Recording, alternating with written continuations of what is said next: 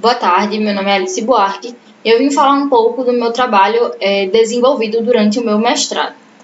A análise de séries temporais ela é a área da estatística que se destina a modelar, interpretar e fazer previsões a uma sequência aleatória observada, que essa sequência recebe o nome de séries temporais. O objetivo do meu trabalho foi desenvolver um novo processo autorregressivo de primeira ordem com distribuição marginal Gama-Lindley. Esse trabalho ele pode ser visto como uma extensão do trabalho feito por Popovic e Bacout em 2016, que eles propuseram um novo processo AR1 baseado na distribuição Lindley. A distribuição Gama-Lindley ela é uma distribuição que tem dois parâmetros em sua estrutura, um parâmetro de escala e um parâmetro de forma. Já o processo autorregressivo de primeira ordem, por si só, ele já tem um parâmetro adicional, que é, neste caso aqui, o parâmetro Rho, que seria o parâmetro do comportamento autorregressivo. Então, quando a gente usa a distribuição Gama-Lindley para ser a distribuição marginal desse processo, nós estamos construindo um processo autorregressivo de primeira ordem com três parâmetros. O Rho, que é o parâmetro do processo, e os dois parâmetros da distribuição usada como base, a distribuição marginal. O primeiro grande desafio que nós tivemos nesse trabalho foi encontrar a distribuição dos erros aleatórios do processo, tá? Esses erros eles também são chamados de sequência de inovação. Através da transformada de Laplace e de suas propriedades, nós encontramos que nossa sequência de inovação, nossa sequência de erros aleatórios, ela é uma mistura das distribuições delta de Dirac, distribuição exponencial, gama e uma exponencial com outro parâmetro, certo? Muitas propriedades matemáticas foram desenvolvidas nesse trabalho. Nós fizemos valor esperado e variância condicional. Fizemos também a transformada de Laplace condicional e a transformada de Laplace conjunta, entre diversas outras propriedades que por questão de tempo eu não trouxe aqui. Mas nós fizemos também a densidade espectral e a Run Probability, que ela é uma medida que avalia o comportamento de uma amostra desse processo. Outra propriedade muito estudada foi a função de autocorrelação e a função de autocorrelação parcial. Em um processo autorregressivo de primeira ordem, o comportamento da função de autocorrelação tem que ser um decrescimento exponencial, que é exatamente o que a gente observa aqui. Essa função de autocorrelação ela foi traçada através de uma configuração paramétrica para uma amostra do nosso processo. Essa amostra tinha tamanho 100 e a gente vê nessa função de autocorrelação o comportamento de fato de um processo autorregressivo de primeira ordem.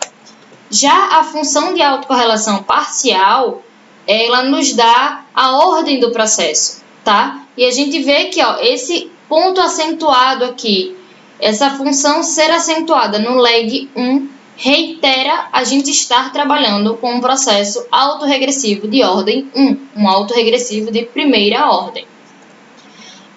Para a gente estimar os parâmetros do nosso processo, nós utilizamos dois métodos de estimação. O método de mínimos quadrados condicionais e o método gaussiano. Esses processos eles foram comparados através de uma simulação de 10.000 réplicas de Monte Carlo, onde a gente avaliou tanto o comportamento assintótico, né, se as estimativas estavam se aproximando do valor verdadeiro do parâmetro, quanto avaliamos também o erro quadrático médio, certo? Que a gente sabe que ele tem que diminuir de acordo com o aumento do tamanho de amostras. Então, fizemos essa comparação para dois métodos de estimação. Não dá tempo de eu mostrar realmente a tabela aqui para vocês, mas qualquer dúvida pode entrar em contato comigo, mas fizemos uma simulação de Monte Carlo para isso.